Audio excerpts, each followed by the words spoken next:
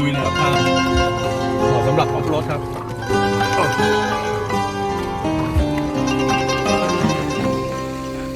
ภูเขา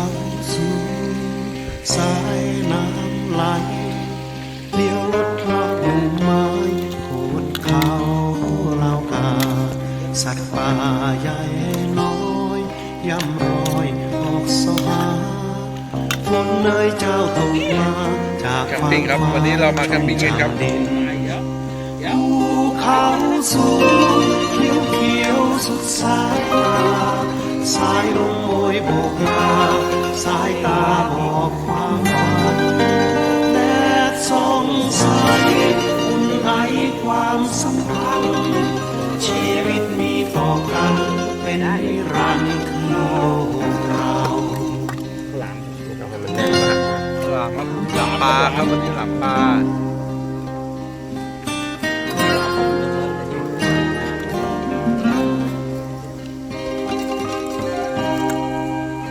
ตอนนี้ขั้นตอนการกรอกนะครับก่อนเดี๋ยวเราจะไปเผาย่างเป็นข้าวหลามครับ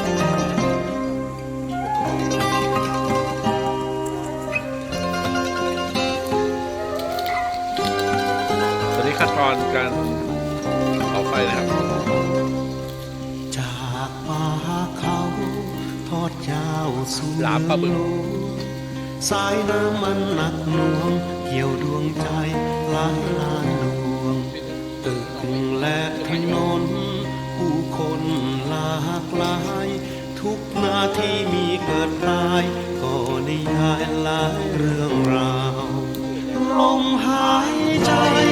ของคนบนเส้นทาง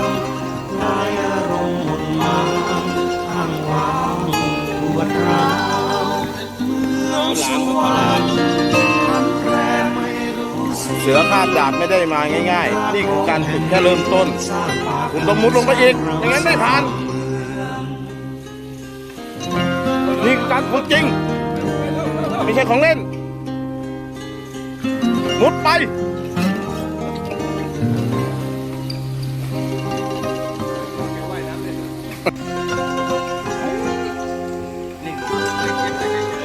มีรสดีครับรสดีครับ อันนี้อะไรอีกครับเนี่ยเชฟกระหล่ำครับกระหล่ำครับอ๋อพี่กำเอาน้ำมันพืชมาด้วยพี่กำเรียกน้ำมันพืชเลยขวดใหญ่ก็ได้ครับเขาสูงสา เอา ว กินอะไรไหม ไหลเลี้ยวรถลองมาจากภูเขา น้ำแข็งมาเกิด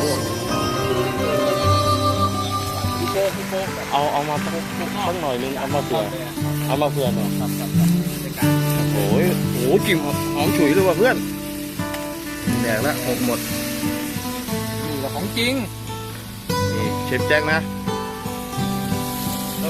ชูชงวันชิมไม่มา วันชิม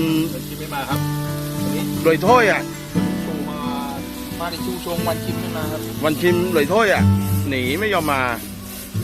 นี่ดูชูชงนี่ถ้าชอบกดติดตามกดไลค์กดซับสไครต์นี่ชูชงเลยนะครับเร็วๆนะเพราะว่ามีเด็กงอแงหิว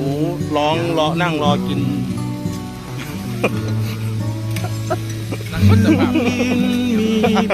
ผัดเร็วๆหน่อยนะ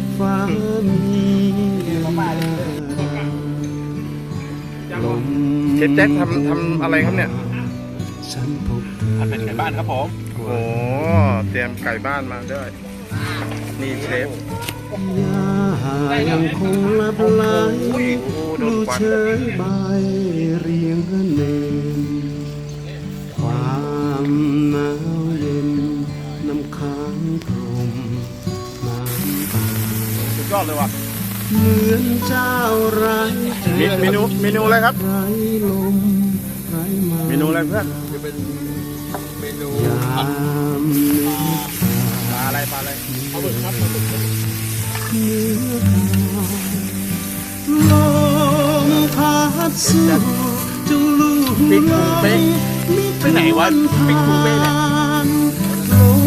มพัดผ่านจง อันออกแห้งเดือดราดเลยนะ สำราญมา เคี่ยวให้มันปลาเราก่อนครับให้มันสุกแล้วแบบว่าเราจะใส่ผักแต่วัตถุดิบตอนนี้วัตถุดิบเรามีกระหล่ำครับกระหล่ำ กระหล่ำเตรียมไปแล้ว มันก็จะแบบ โอ้ยหอมใบเชื้อพลูอ่ะท่ามกลางธรรมชาติครับใบเชื้อพลูนี่โอ้โหบรรยากาศธรรมชาติมากวิวสวย ลมพัดสู่ ปลาบึกครับปลาบึก ลมไม่ทวน หั่นแบบนี้นึกว่าหมูสามชั้นนะนี่ ลมพัด แต่ไม่ใช่นะครับปลาบึก จนเล่นลมสา ยังมีปลาบึกหลามเผา อยู่ได้แรงอ่อนไหวด้วยหัวใจชื่ เชฟแจ๊ค นชม วันนี้คุณทำเมนูอะไรครับ ลมและยา ปลาป๋อง ยาและลมแสน ปลากรอบกับพริก น่ากินน่ากินนะ คืนวันพัน นี่คุณออกมาทำนอกสถานที่ มา นะ ชนมา บรรยากาศได้นะ ตา แล้วมี วันนี้เราแคมปิ้งกัน ลม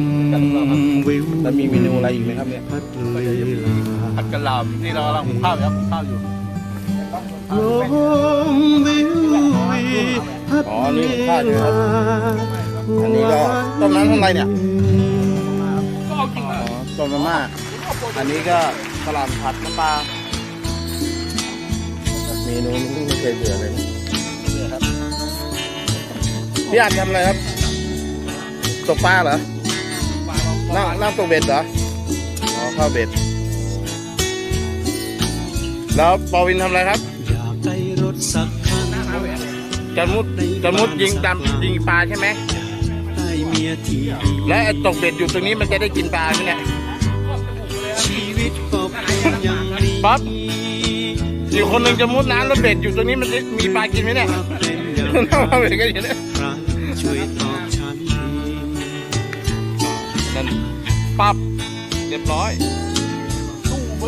เช้างกงก ได้ไหมได้ไหม รถราติดมาก ล้องไปแล้วนะอายนะกล้องไปแล้วนะอายนะอ้าว นั้นนั้นเย็นไหมมันหน้ากากหลวม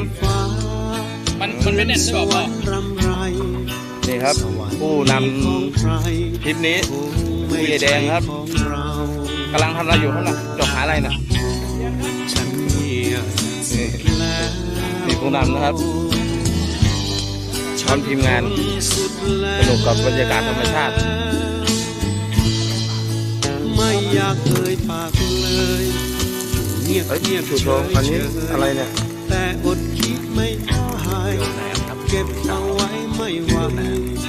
มันไหลมาเป็นเพลงเพลงเหมือนไม่ใช่เพลง มันไหม้ที่ไหนละพี่หมูมันกำลังจะสุก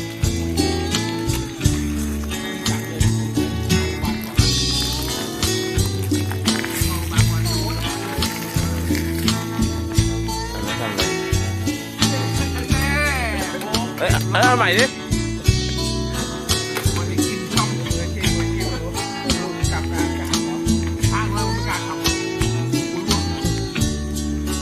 ไข่เจียวแหนมครับ ใครสักคน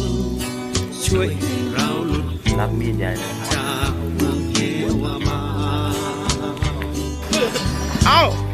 อบายมุกอย่างนาตราใดโน นี่ ออฟโรดกำลังขึ้นทางชันครับ กอดคนคนอะไรไม่รู้นาตราใดโนเสาร์เขาเท่าไรกอดคนคนอะไรไม่รู้นาตราใดโนเสาร์เขาเท่าไรกอดคนคนอะไรไม่รู้ ฉันเห็นครับ